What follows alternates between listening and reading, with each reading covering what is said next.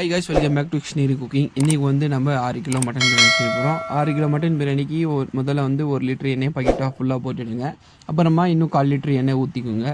So 1/4 litre எண்ணெய் போட்ட உடனே இப்போ வந்து பட்டை, லோங்கு, ஏலக்காய் போட்டு 20 கிராம் போட்டுடுங்க 3. ஸோ போட்டுட்டு முன்னாடி வெங்காயம் போட்டுடுங்க. வெங்காயம் வந்து 2 கிலோ கட் பண்ணி க்ளீனாக போட்டுக்கிறேன். ஸோ இஞ்சி பூண்டு பேஸ்ட்டு பார்த்தீங்கன்னா இஞ்சி வந்து 700 கிராம், பூண்டு வந்து 300 கிராமு, மிளகாய் தூள் 50 கிராமு, அப்புறமா உப்பு வந்து கையில் 5 விரல் அடங்குற மாதிரி போட்டுக்கோங்க. அரிசியெல்லாம் ஊற போட்டாச்சு. தக்காளி வந்து 4 கிலோ தக்காளி, 1 கட்டு கொத்தமல்லி, 1 கட்டு புதினா, 100 கிராம் பச்சை மிளகாய், ஒரு 1/2 லிட்டர் தயிர் வந்து ஆட் பண்ணிக்கலாம். ஸோ இப்போ வந்து பார்த்திங்கன்னா நம்மளுக்கு வெங்காயம் வந்து பொன்னிறமாக செவந்துடுச்சு. ஸோ இப்போ என்ன நம்ம பண்ணணும்னா, இப்போ நம்ம அந்த மசாலா ரெடி பண்ணி வச்சுருந்தோம் இல்லையா, ஸோ அந்த மசாலா வந்து எடுத்துகிட்டு வந்து போட்டுட்டு நல்லா வதக்க தொடங்கிடலாம்.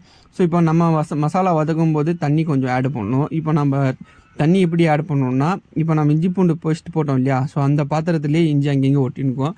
அதிலே கொஞ்சம் தண்ணியை போட்டு நம்ம இப்படி போட்டுக்கலாம்.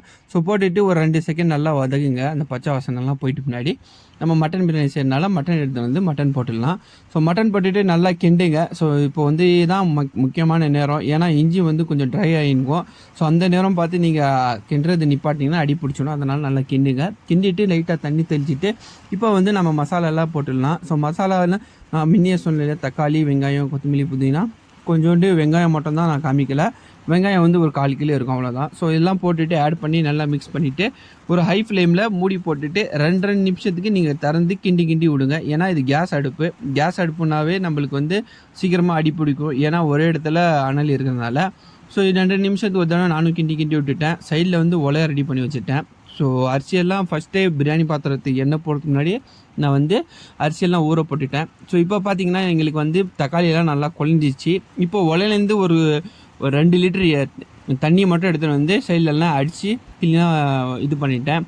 ஸோ அதுக்கப்புறமா இப்போ வந்து கறி நல்லா எடுத்து பார்த்தேன், நல்லா வெந்துடுச்சா சொல்லி. கறியெல்லாம் நல்லா வெந்துடுச்சு. உப்பு காரம்லாம் இப்போ பார்த்துட்டேன். இப்போ நம்ம தம்முக்கு விடுறதுக்கு முன்னாடி கீழே அடுப்பில் வந்து ஒரு தோசைக்கல் வந்து எடுத்துகிட்டு வந்து வச்சு அது மேலே பாத்திரம் எடுத்து வச்சுடுங்க. ஸோ இப்போ பார்த்தீங்கன்னா சைடில் மட்டும்தான் ஆவி ஏறுது பார்த்தீங்களா. ஸோ சென்ட்ரல் அவ்வளோ ஆவி ஏறாது. ஸோ நல்லா அந்த தோசைக்கல் ஹீட் ஆகிடுச்சுன்னா அதுக்கப்புறமா ஆவி ஏறும். இப்போ வந்து ஹை ஃப்ளேமில் இருக்குது, நான் லோ ஃப்ளேம் பண்ணிவிட்டு அது வீடியோவில் காமிக்க பார்த்துட்டேன். ஸோ இப்போ பார்த்தீங்கன்னா அரிசி எடுத்துகிட்டு வந்து ஒலையில் போட்டுட்டு ஒலையில் இப்போ அரிசி எப்படி இருக்கணும்னா எடுத்து காமிக்கிறேன் பாருங்கள். இப்போ வந்து இந்த ஒலையிலேருந்து அரிசி கூடைக்கு மாட்டி கூடையிலேருந்து எடுத்துகிட்டு போய் அதில் கிரேவியில் போட்டுடுவேன். இப்போ பார்த்தீங்கன்னா அரிசி எடுத்து நான் உங்களுக்கு காமிக்கிறேன். ஸோ அரிசி வந்து இந்த கண்டிஷனில் வெந்திருந்துச்சுன்னா ஓகே. இப்போ பார்த்தீங்கன்னா அமுத்துனா லைட்டாக தான் அமுதும். ஸோ இப்போ பார்த்தீங்கன்னா அரிசியெல்லாம் போட்டுட்டேன், தம்முக்கு விட்டுட்டேன்.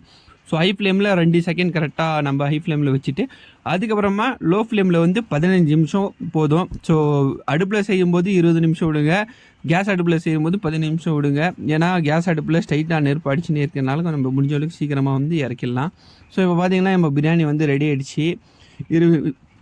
15 நிமிஷம் கழித்து நான் வந்து பிரியாணி வந்து ஒடிச்சு காமிக்கிறேன். ஸோ இந்த பிரியாணி எப்படி இருக்குன்னு மட்டும் பாருங்கள்.